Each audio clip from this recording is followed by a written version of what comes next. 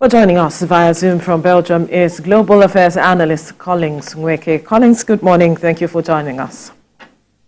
Thank you, Veronica. Good morning. Thank you for having me. Very well, thank you.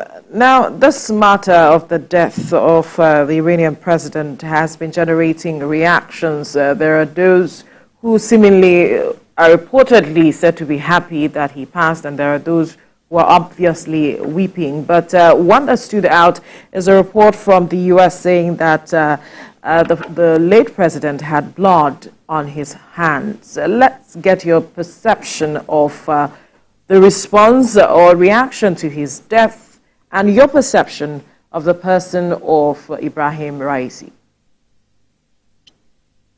Ebrahim Raisi, may his soul rest in peace, is one figure in life and in death cannot be wished away just like that. He meant many things for many people.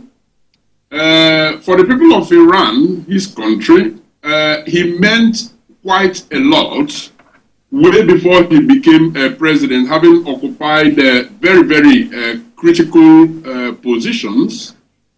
He's known for his strong religious leaning, sometimes pretty extreme, but he was also known to be an astute politician who wouldn't take no for an answer. After a couple of attempts to become president, he did make it in 2021. But in a way, his presidency has been a mixed bag for the people of Iran. Now, it was not a surprise that his hardline position towards the West, United States, and the rest of them, Israel, became even harder. Nobody who knew him and had followed him, over the years will be surprised that, he became more hardline. But the thing is that even within Iran, he also became, even unpopular. Unpopular in the sense that the repression against women, for instance, and, hardened position on, religious practices and so on and so forth became even more serious under his watch, to the point that, his domestic policies were not, were as a matter of fact, unpopular. The economy was, deteriorating to the point that Iranians even became more, how can I put it? They became more assertive in terms of civil unrest, protest, and so on and so forth. And so that is my preliminary assessment of who the man was. Now, his influence continues to be strong, and that was why I said that even at death, he's not going to be less influential, than he was when he was alive, because for him, it was, political ideology, one that a lot of followers have imbibed and will continue in that path for many decades to come. Right. So suspicions abound. There have been lots and lots of fingers and they've been pointed in different directions. The crash came 2 months after Iran launched a massive missile and drone attack on Israel. And then, relating to the Israel airstrike that killed, 2 generals in Syria on April the 1st. And then another one goes to, Tel Aviv, saying that, it's possible that Azerbaijan was also complicit because it's more like not so, friendly to the Iranians, but then very close to Israel. Then another point, accusing finger went to Mojtaba Khamenei, who is the son of Ali Khamenei, because Ebrahim Raisi was also seen as someone who will be the successor to the current ailing, or maybe somewhat ailing, supreme leader, Ali Khamenei. And the last accusation goes to the weather, looking at how difficult it was to locate the crash site and also how foggy it was and all of that. In all of this, how do you connect the dots? What exactly are you reading in this regard?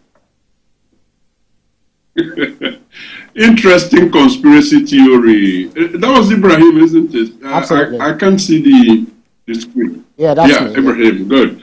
I'm not surprised it's you. Always well prepared with your research and all of that. Now, it's interesting, Ibrahim, that all of these, conspiracy theories are there. Ultimately, the outcome of investigation is going to point to one of these possibilities that you have named. At this point, the possibility that